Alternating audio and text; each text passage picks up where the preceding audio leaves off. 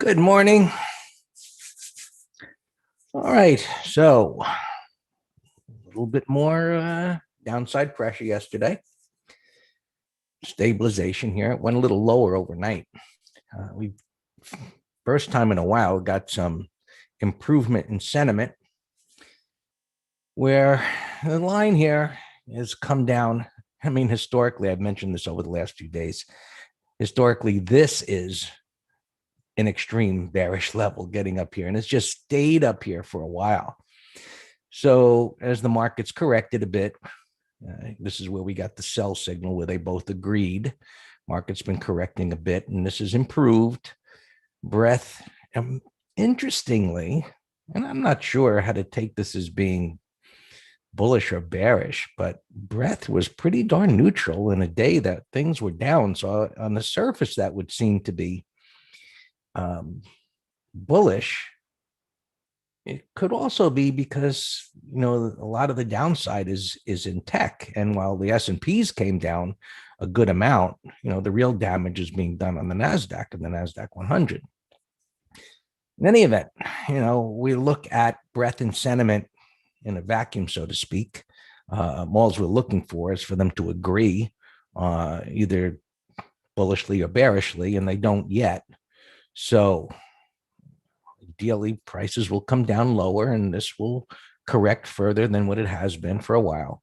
And breadth will come down, and we'll restart the whole process again of the daily chart forming a pattern in alignment with the weekly chart. Whereas the weekly is in an uptrend, and so while the daily is, well, it depends on how far down it comes, but it's correcting, but it begins to form a pattern where buyers begin to step up, ranges begin to contract. Maybe that's in this area down here of this significant support. We'll see how it unfolds. So we just keep an eye on this and see when they come into agreement. And when they do, that's when bullish patterns have a higher tendency to follow through as suggested. Whereas when they're not in alignment historically, you get bullish patterns and there's a higher tendency for them to fail. So it'll take time. We'll see where today goes. And George is funny. Debbie's here. Good morning, Deb. Debbie's in California. She usually doesn't come until a little later. George is saying she must have a new alarm clock. Oh, the alarm clock's called bear market. Okay, Deb. Something got you motivated to be here. We like when you come early. All right, so supposedly the culprit was interest rates as they spiked higher on this day. Meanwhile, they were going up for a while and, moving, pullback. All of this was going on, and the markets really didn't care until there was an acceleration. Now, when we sold TBT in the ETF letter on this day, I really thought, man, this thing is going to pull back toward the 20 MA, and it hasn't done that. So this is, well, obviously it's a bullish trend. When you get such a shallow retracement such as this, you always have to think, is it too bullish, which can result in an M top, especially when you've got a large topping tail like that.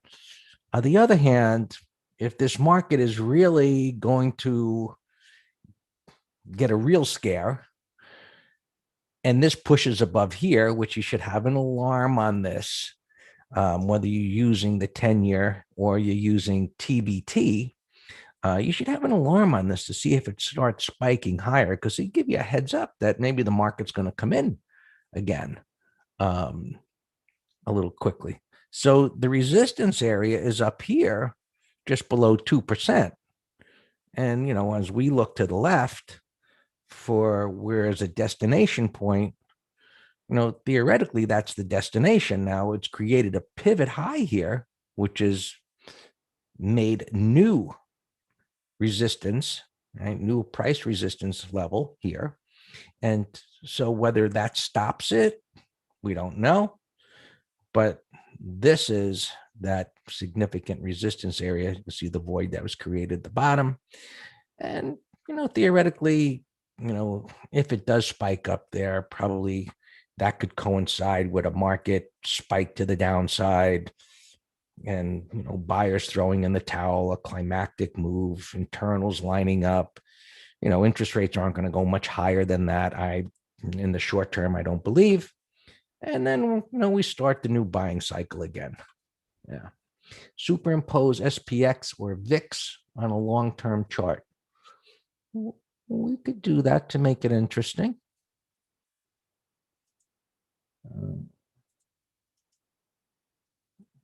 SPX.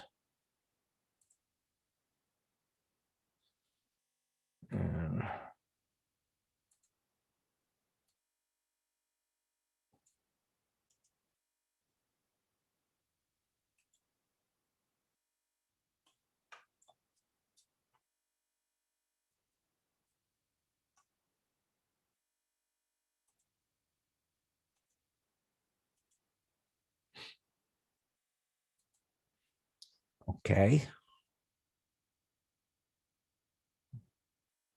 Here's the spike. Makes sense. Historically, that's what it does. You get spikes like that. You got levels here, which I said to everybody, setting alerts up there. And S&P, we'll see if this topping tail is like that at the end of the week. And so it's in an uptrend, and we'll see how far down it comes. But, VIX is something that I've used for, hard to say decades, but set an alert at these levels here, because that is another way of determining the potential for a market bottom. If the VIX spikes up here, interest rates go up, you pick your different instruments to, monitor market conditions. So VIX is certainly can be one of them. And what we look for is alignment of market internals like sentiment and breadth, and then, setting an alert like that, just set an alert and done. Okay, so far S&P is holding the 50 MA. It went under that overnight. I think it came down to here. So we look at spiders. You can see they bouncing up here. They went down to just below like 378. 378, right around the area of that bottoming tail bar, which if it was during the trading day and it came down there after 2 days down, we'd be looking for a bounce. And that's what's happening right now. How far it bounces, we'll see.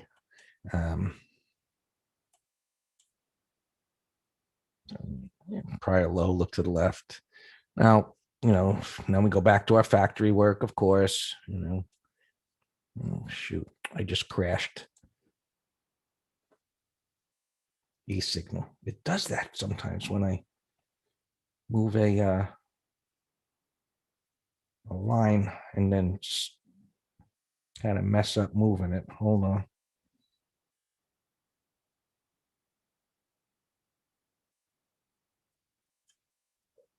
Move. What is what's that?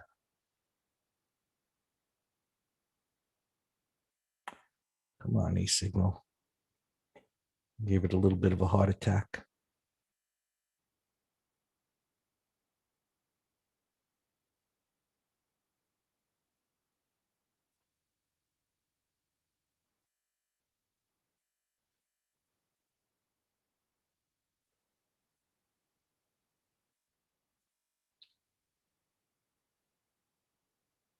It's really taking a while.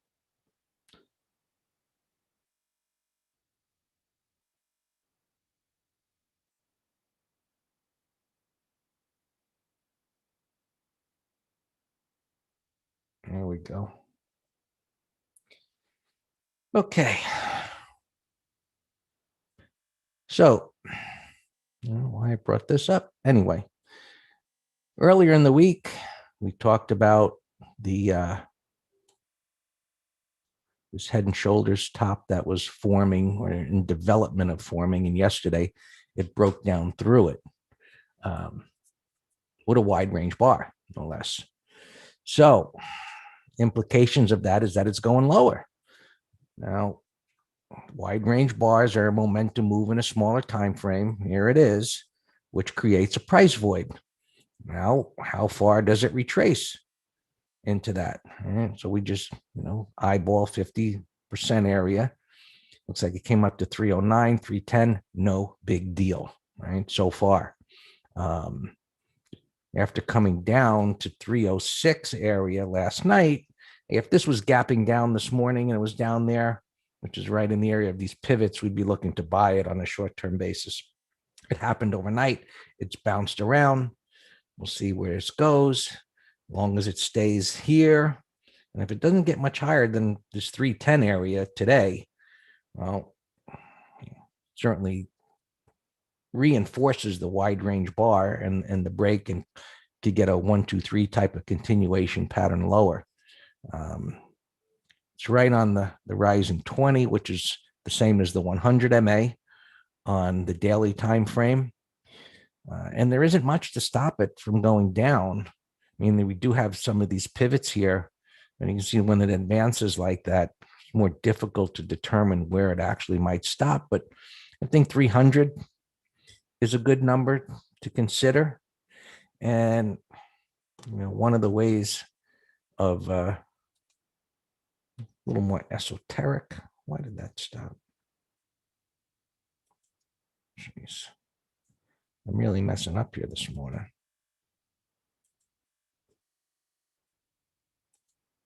And sometimes it works out. You go like this down to the neckline, and then you project it about the same amount down, and it puts it below 300. So, just based on this pattern, if it actually follows through the theory, or whether you do like the measured move type of situation, puts it down below 300 points. So somewhere in here. So sometimes it works. We'll see if it actually follows through. And let's just look at the futures. It's getting a little later here. You can see the bounce that's going on. We'll see if it holds on to it. See the poke under support, the retest. Now it's at the pivot high resistance. So we'll see how this holds up. It's up, a few hours here. It doesn't have a correction bar as a continuation pattern higher. Attention, an alert target has been reached. Whatever. Okay, some alert that I had.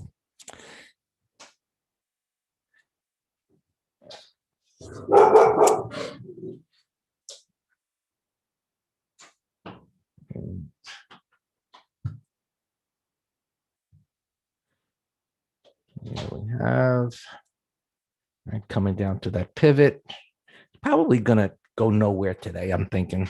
It's down a bunch. It went down overnight. It hit this level. Maybe it retraces a bit more. If it stays down here the whole day, that's going to be bearish. We'll see. I don't think we're going to get much more movement here today.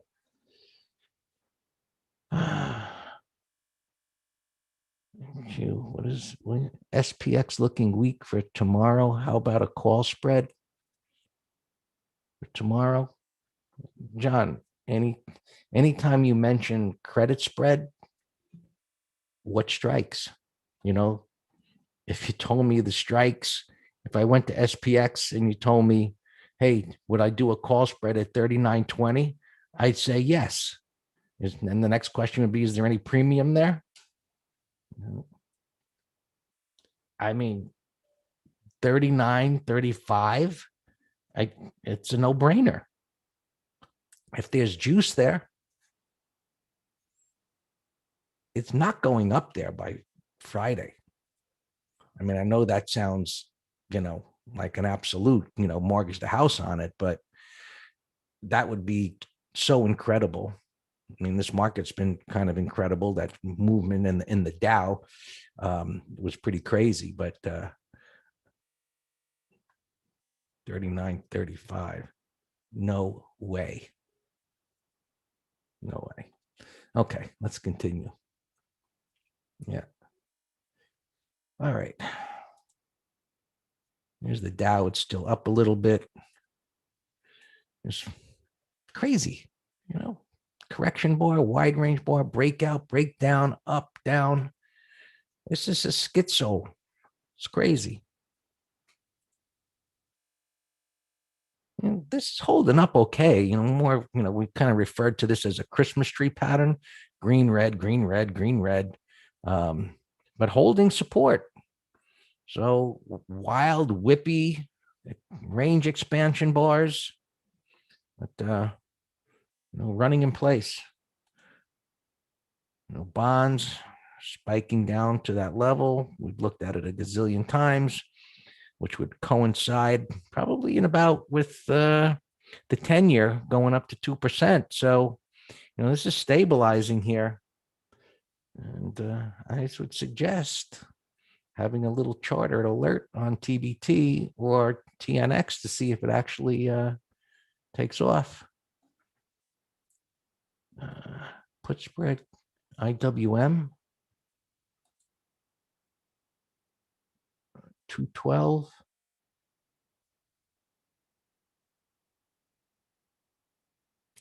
I'm hesitating, McGraw, because look, if this market was to really have a selling spree and bonds went up, that is doable.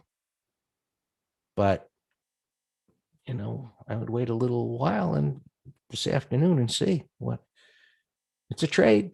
You got the 50 MA there. There's a little bit of support, not much, but it's pretty far away for tomorrow. And you've got these bottoming tail bars. All right, let's keep going here. 210, yeah, that should be fine. Gold continues to go down.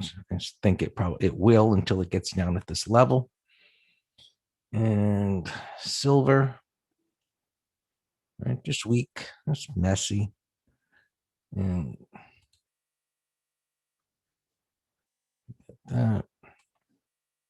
this is probably going to top out here. See the rejection up there on the weekly, and so far it's just an inside week. And we'll always look at the transports, holding up pretty well. So that's a positive for the market. So that's a plus. Utilities, which we rarely ever look at here, but as a lesson, which I was talking about for a while, and I was thinking, what the hell is holding this thing up when it was over here as the interest rates continue to go up? And they finally gave it up, and odds are they're going lower. As long as those interest rates stay up there, who wants utilities? You get your dividend, you lose, 20% of your principal. That's not so attractive. So maybe, interest, if the 10-year gets up to 2% and this spikes lower down to some level down here, that would make utilities interesting, or just buying, this ETF would be a consideration. So that's it. All yours, Dan. All right, for the tech problems here today.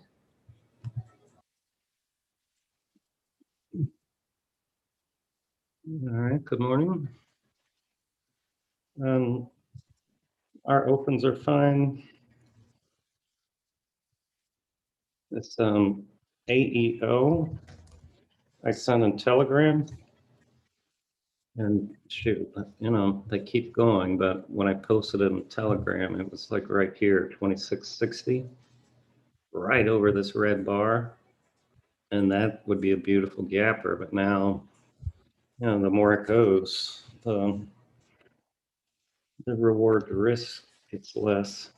Resi here, it's range bound, but went sideways for 2 days, gapping up. That's a day trade long idea. This Echo Hotel gap breakdown. I gave this as a 30-minute low. I'm sorry, 15-minute low. I have that in the bottom right here. JR and GRWG. Yeah, so 40, 42.77. Possibly watch it, maybe 15-minute low.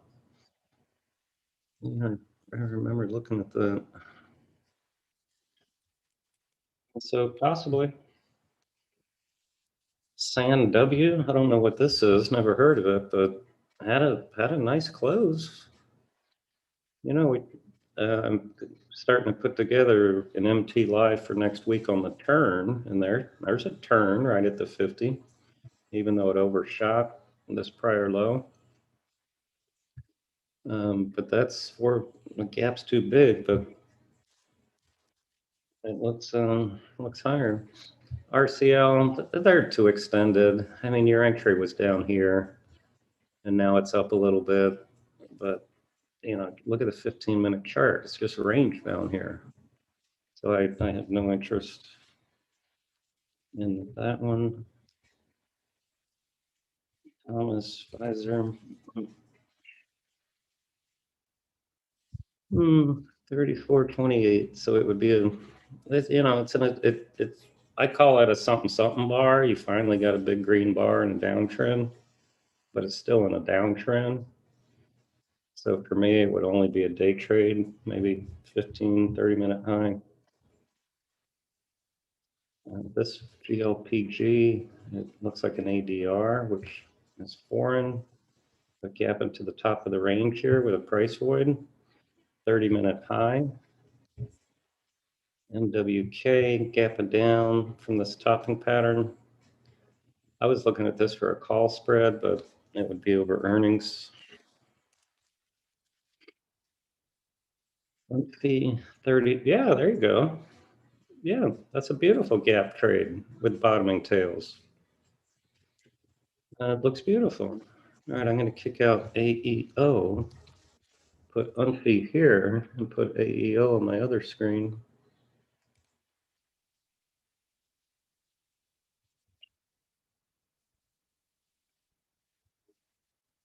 But yeah, that looks fantastic because the gap's not too big.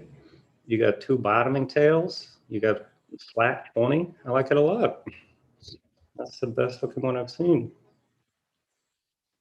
Frank, on this laptop, obviously, it's my laptop for you all.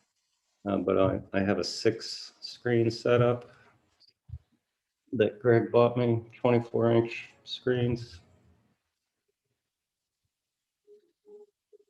And Brian, long update from the weekend letter.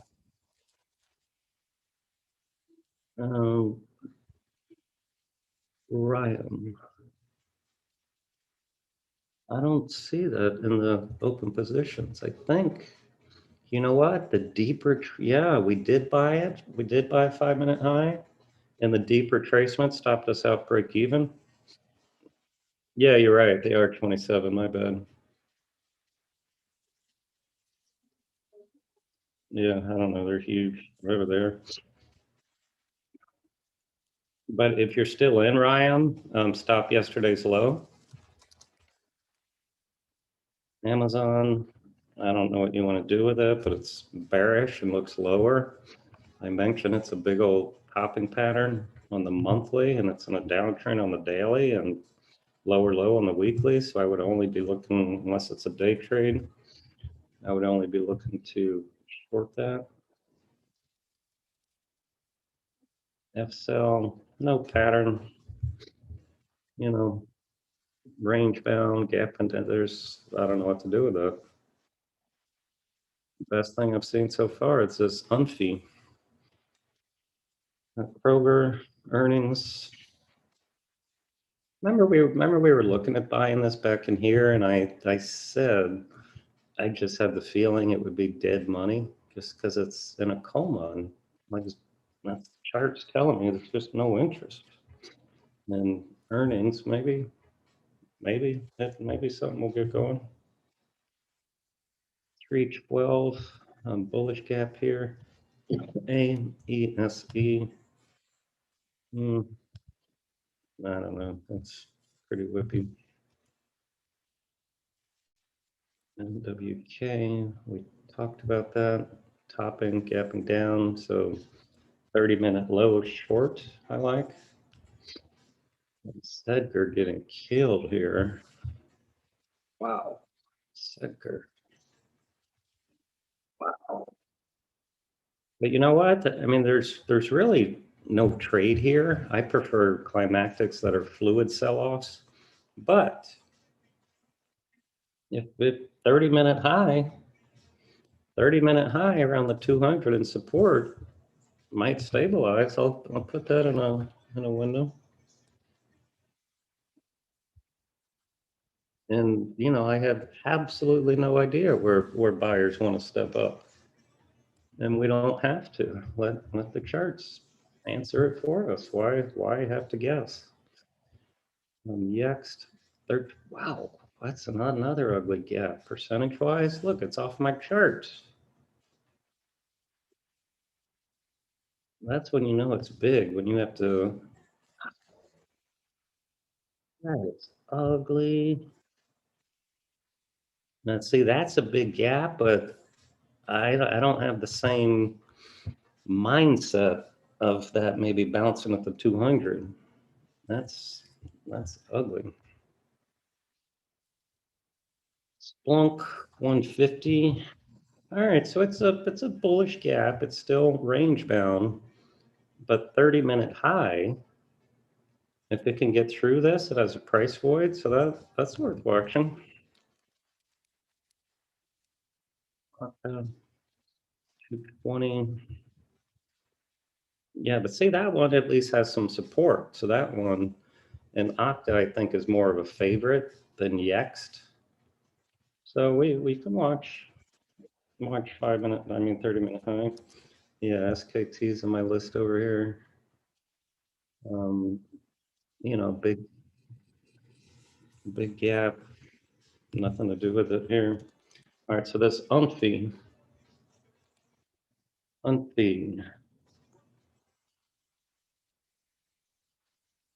It had a little pop here pre-market, but I'm getting no print yet. That's weird.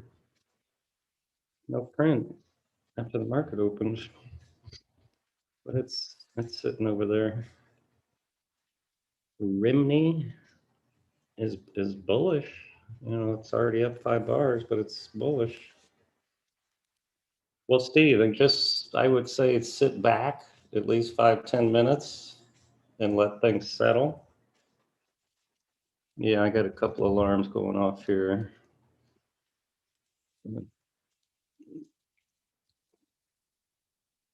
Yeah, well, no, Steve.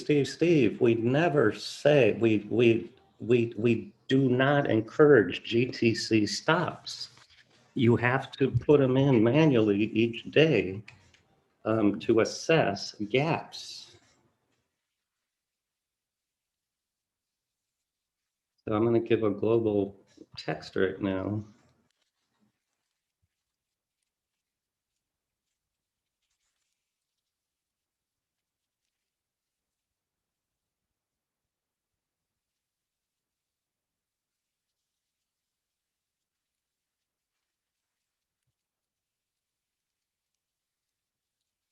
Yeah, Daniel, yeah, we've been talking about that one for a while here. Pre-market is one of my favorite gappers. Yeah, it looks fantastic. You know, it's only 9:31, so I can't promise you what it's going to look like in 5 minutes, but it's a great gapper. You got a bullish weekly and monthly. Looks like it can go to 35 bucks.